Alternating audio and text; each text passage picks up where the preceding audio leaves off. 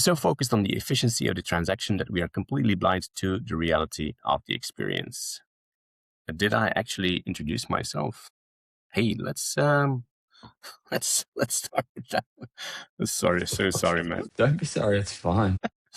All right. So, okay, let's retake that totally from the beginning. This is going to be one of those. This is good because I'm just equally as tired. I had like a 20-hour flight yesterday, so this is going to be awesome.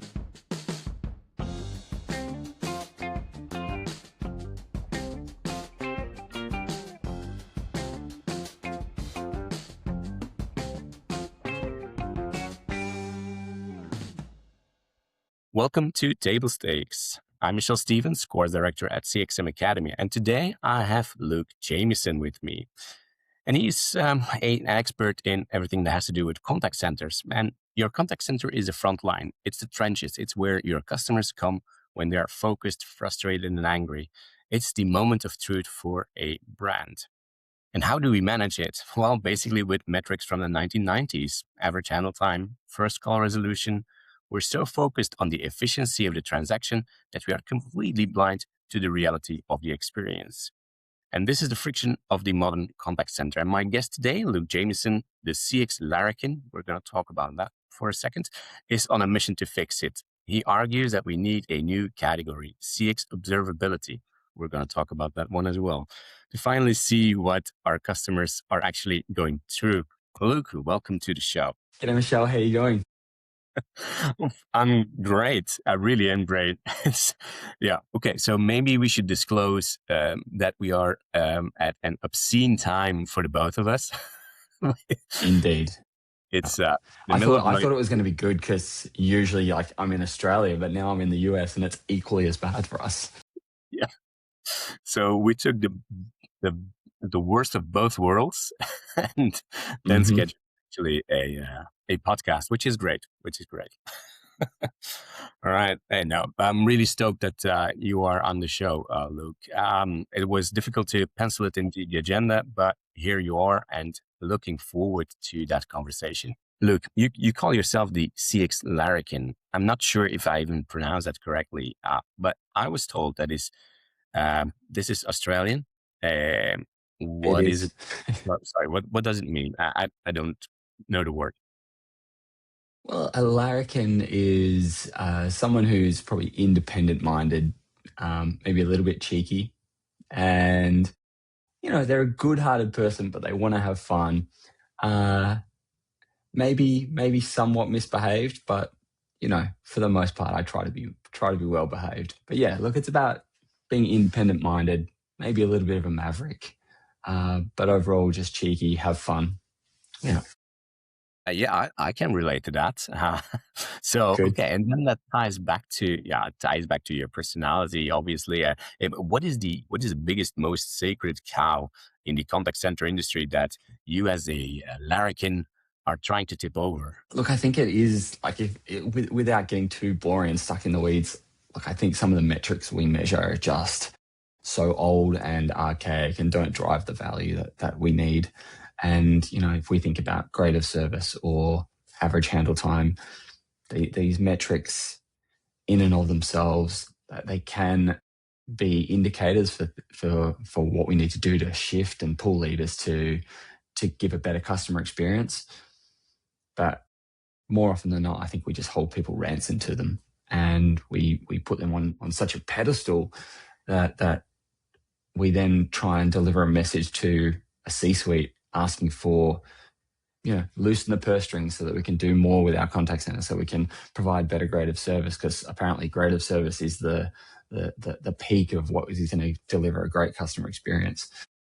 Just because you answer the call in 20 seconds doesn't mean you're going to get a great customer experience, right? And so we have this mismatch on what I think great customer experience is derived from. And so we try and hold to these measures that are so binary, and to just often in the C-suite, it doesn't mean that much. It's just go fix it. This isn't a throw more money, more resources at. This is a find a way to improve that. And usually the only lever that most contact centers get to pull is less time with team leaders, less work people harder, crack the whip around average handle time. And then that just drives, more attrition, people to burnout, and burnout's like a really serious issue in contact centers. And the World Health Organization recently actually classified burnout as a death syndrome. It's become a real issue. And we keep putting people in this pressure cooker situation that doesn't necessarily need to exist, because there is other metrics out there that would mean a lot more to execs and would give them much more confidence in loosening purse strings and giving resources, whether that's money or people, whatever, systems, in order to support contact centers so that they can operate better. Yeah. It's. I mean, very often we're confused about what a day of a contact center agent looks like. Basically, I mean, if you're not as friendly after the 49th person yelling at you, yeah, I can relate to that. I mean, I started my career in a contact center as well, so yeah, it is not always as easy to stay mentally crisp, even on call number 49 that day. It No way. requires kind of superhuman stamina. Yeah, it's hard work, and it's such a worthy job, and we forget that, and we often just put this down to like just really low barrier to entry level role kind of roles, and then that's how we treat them. We treat them as a stepping stone into something bigger or an entry level, and then we expect people to perform as if it's like their be all and end all career. Like we expect you to just put all of yourself into this role, when we just market it as a stepping stone. We wonder why people leave, and attrition is ridiculously high. Like attrition continues to sit around that 39-40%, and I'm probably not even being, I'm probably being generous in that, right? But it still sits around that 40% mark. And it's been like that for at least the last 7 years. And that's because we're not doing anything differently. No, it's true. Actually, when I was budgeting my budget 20 years ago, I was also counting on a very high attrition, because that was just the way it was. I mean, that was the way that the world spins that day.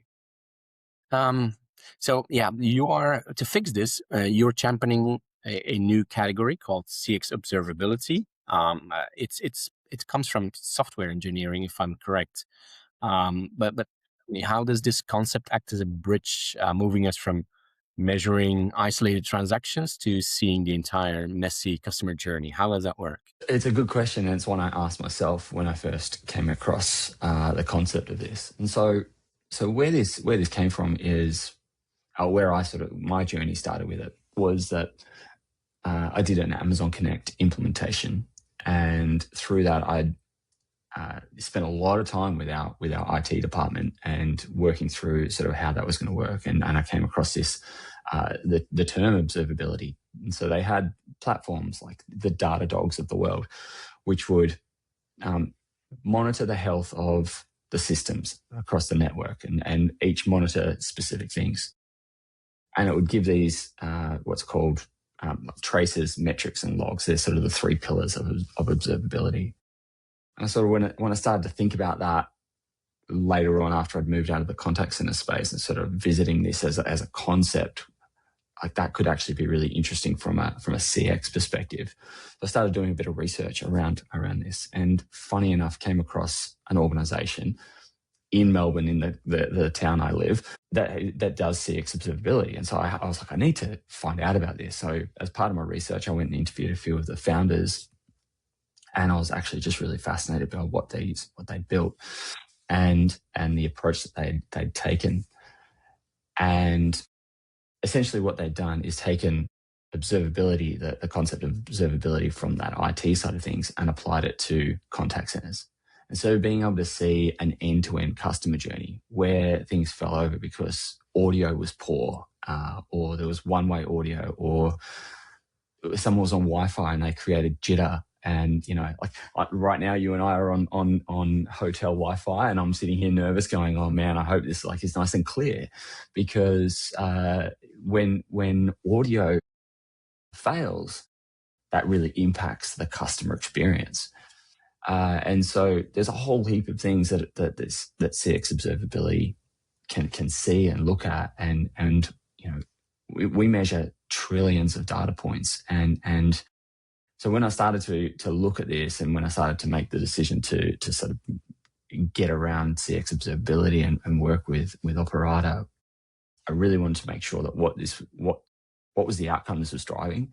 Is it actually going to make a difference, or is this just more software that we just sell into the contact center and promise that there's going to be an AHT benefit of 23 seconds, which if anyone walks into your contact center, you know that that's not going to happen, right? Yeah. So I was really interested in what are the real tangible benefits. And for me, the fact that there was so much data, there was all these incredible stories that came out, and I could tell 10 different stories on this call, about like how this could help attrition, or how this helps customer churn, or the list just continues to go on. And why I get so excited about it is because you're gonna have to excuse the analogy here, because I'm not sure I've worked out one better just yet. Right. But the way I kind of think of it is, if you think of your contact center as a stream of water, and you're looking at this beautiful crisp stream, and it's clear, and you think, wow, beautiful. It's all flowing nicely. We're happy. I could probably drink this water. But yet what you don't know is just up around the bend, an animal has just died and is lying in the water. But you don't know that. You can't see it. To you, it's just crystal clear water. And the water's flowing over, and just under the surface of that water are rocks and these things that we can't see. And upstream, there's all this pollutant just entering into the water. Observability, what it does is it actually shows those upstream impacts. It can show what's happening upstream and what is impacting your contact center or your water right in front of you. And to me, that was really interesting, because when you can see more, and know more, you can actually do some really incredible correlation. One of the correlations that sort of really fascinated me, just from just caring for the agent perspective. Have you heard of the vitality model? 2010. 70% of your employees, it's a Jack Welch concept. He came up with the vitality model. 70% of your employees sit in the middle, 20% are at the top, 10% are down the bottom. And the 10% have to go. Get rid of them. And because they're detracting and they're taking away from the culture. And that might actually be true. But the question is why?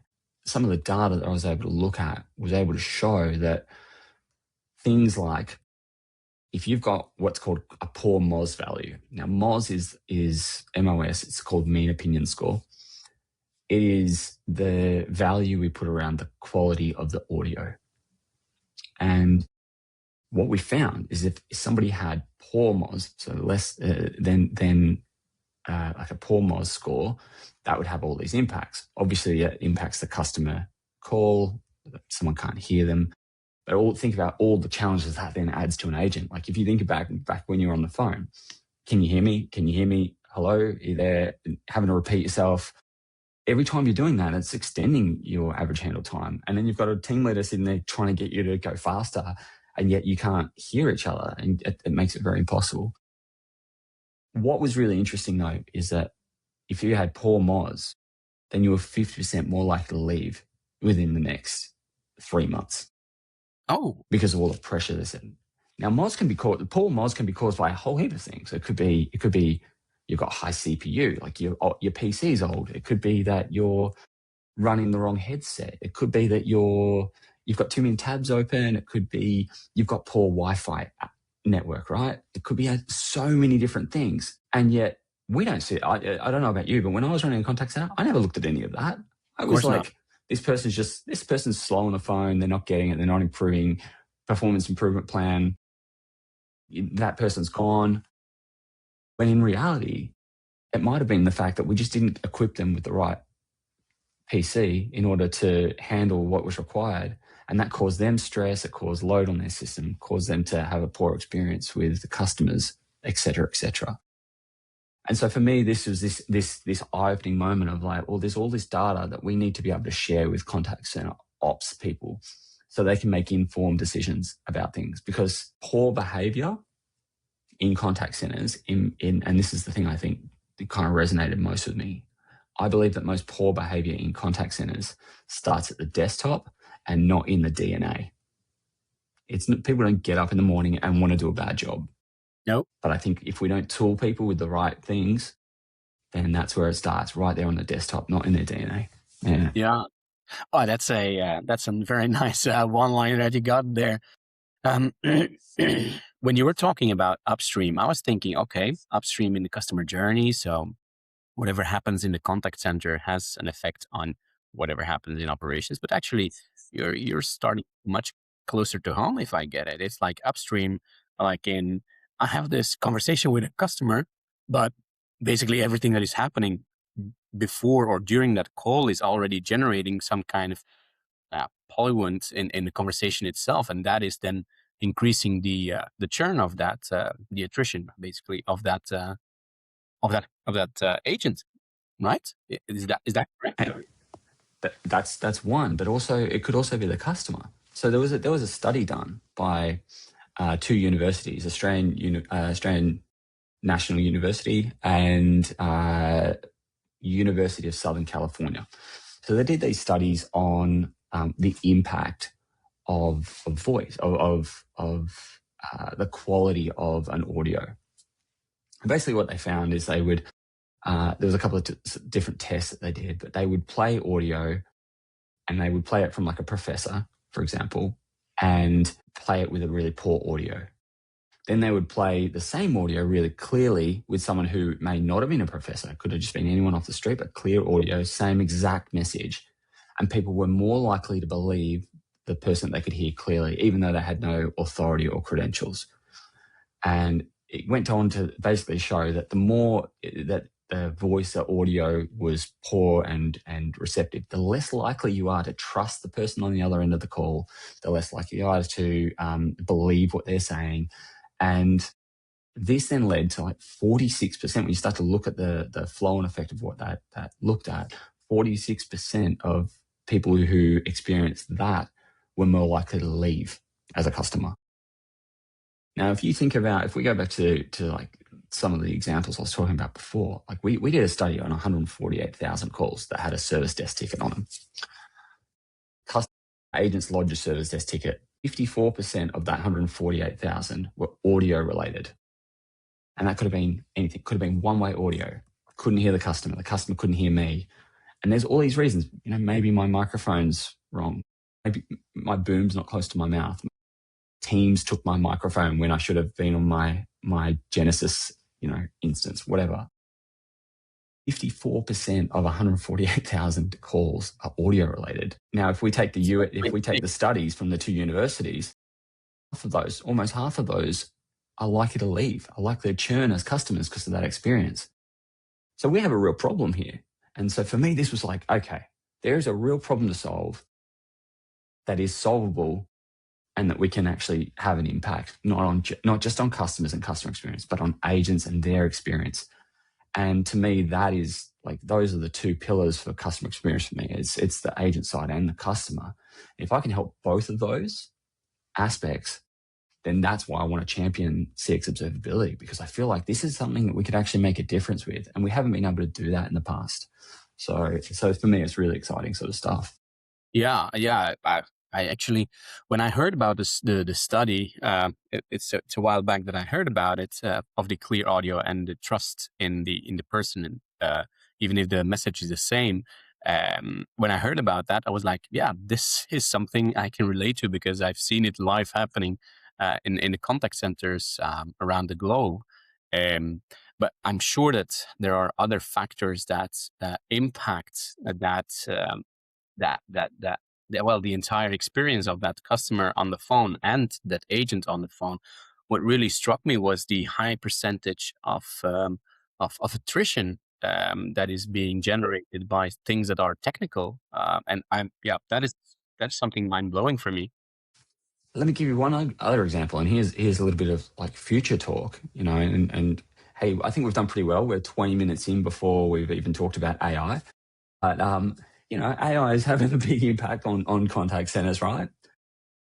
One in particular that this is, I think, is a really good example and where they tie in is quality of calls, right? You and I, we've monitored probably thousands of calls in our lifetime, but the reality is it's probably only 1%. And so you're seeing a lot of contact centers move to automated QA where they use the transcription to then rate to give a score for the agent and how they're doing quality wise.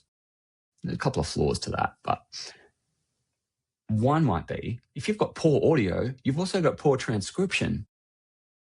So if that transcription's no good, then that's flowing down to an agent and their ratings are getting given on something that's not working, that's technical and is outside of their control. And let's also not forget that you can game this, right? And you hear agents say this all the time, right? At the end of the call, instead of saying, is there anything I can help you with? They can say, I'm glad I was able to help you with your call today. And then that tells the transcription that they did a great job, right?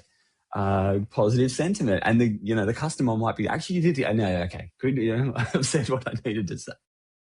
And so observability can help identify that, both from because observability takes three different streams. It takes operational data, technical data, and experience data.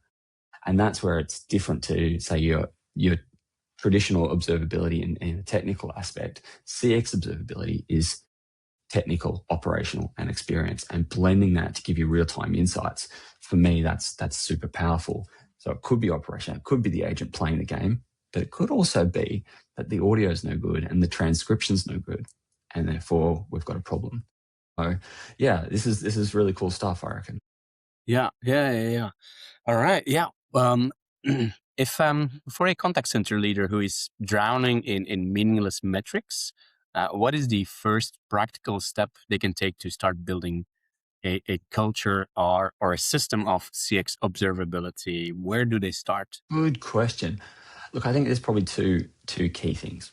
One is, and going back to my point before, that bad behavior starts at the desktop, not the DNA. Before you start pointing fingers at the person saying that they've done something wrong, start to look at data. And look, you might not have an observability platform, but you definitely can't tell me you don't have data, because there's this analytics platforms, there's data out of your CCAS, there's data sitting in a data lake somewhere. I would say point to the data first and start to find correlation and look for things beyond just human behavior. Is there something else impacting that? When's the last time you checked whether someone's PC's actually able to handle the work that needs to be done? So look at that data first, and start to try and draw some correlation. I think the other thing is also thinking about this from what are you feeding up? What are the metrics you're taking up? And I like to call these lighthouse metrics. Rethink your metrics to be lighthouse metrics. And let me give you an example of one, and that might be a CX risk score. So how much is our CX at risk? And what are the different attributes within our contact center that we know and we talk about every day that may or may not impact that metric? What I like about this is that we anchor so often in contact centers to the main metrics that we're used to: greater service, average handle time, first call resolution, blah blah blah. But we know that there's all these other metrics that feed into those things as well, and there's these other metrics that we also know have impact, but they're so small that they tend to take a back seat most of the time. So how do we roll those all up into something that when a C-suite looks at that, they go, interesting, I can see that we're slipping on this. Instead of being able to having to try and explain what is grade of service and then how is that made up and what does Erlang see, and at this point the C-suite's asleep, right? How do we give a metric that people can look at, grab a hold of, and feel confident that they're empowering the people that know best, the operators in the contact center, to actually pull the levers, give them some autonomy to pull levers. So find your lighthouse metric that you're going to deliver up to your C-suite, and know that you can start pulling, because then you can add more levers into that one metric to pull. And and then you're not sort of beholden to this grade of service. Because, look, I've worked in places, and I won't say which organization, but I've worked in places where you game grade of service. It became so important to the contract that instead of answering the call that's been waiting longest, you answer every single call that's under 20 seconds to help boost that grade of service up. When we start to anchor to these metrics that don't actually, we start to game them. We start to create behaviors that are incorrect. So what are the behaviors we want to display in a contact center? What are the behaviors we want to see our agents do? What do we want to do to empower them, empower ourselves? For me, I think that is creating these lighthouse metrics. Yeah. Well, that is so much into the world I lived in for so many years. I can see it already in front of me.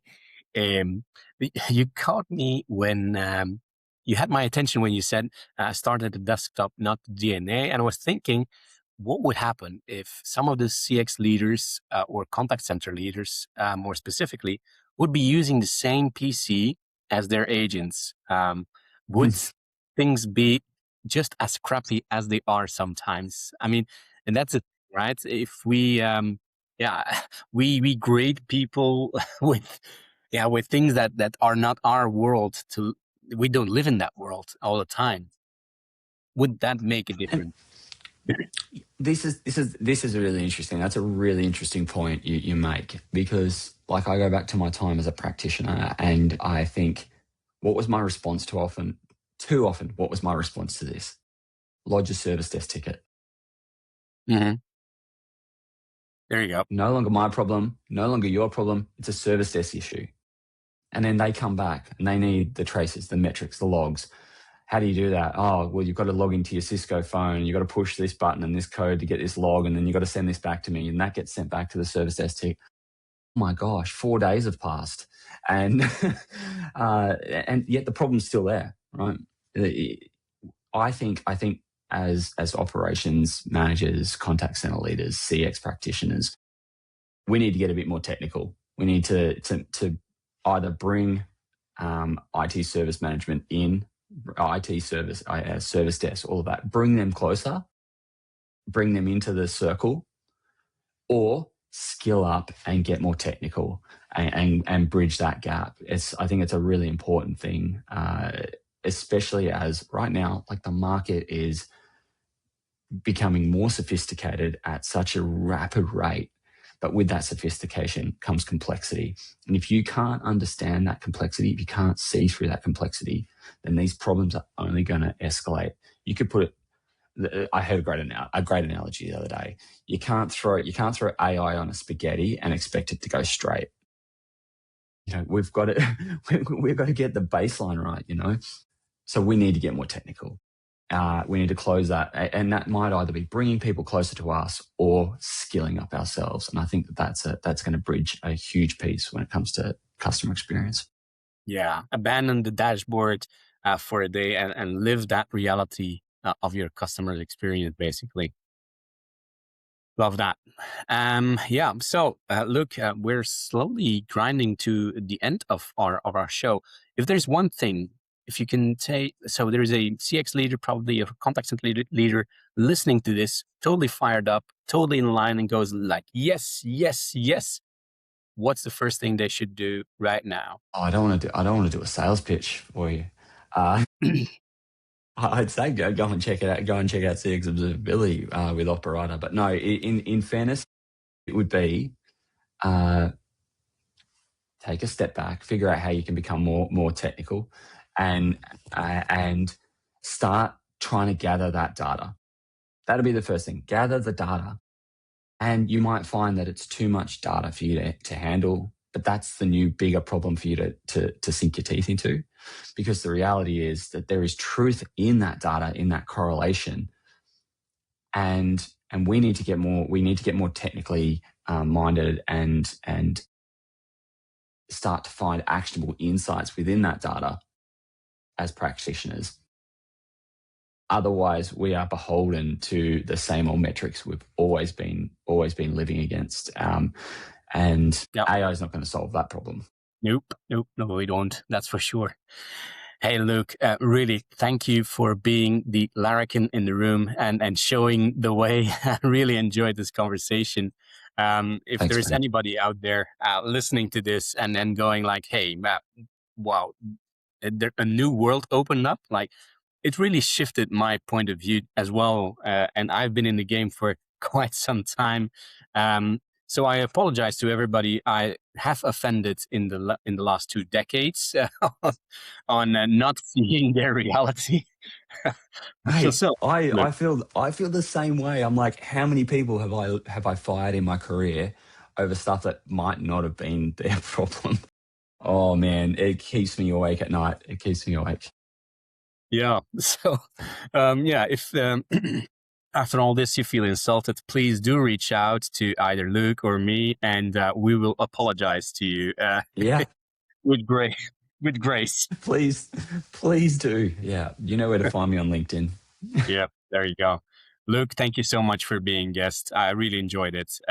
And for all people out there listening to this, reach out whenever you can and see you around, either here on the show or in one of our courses.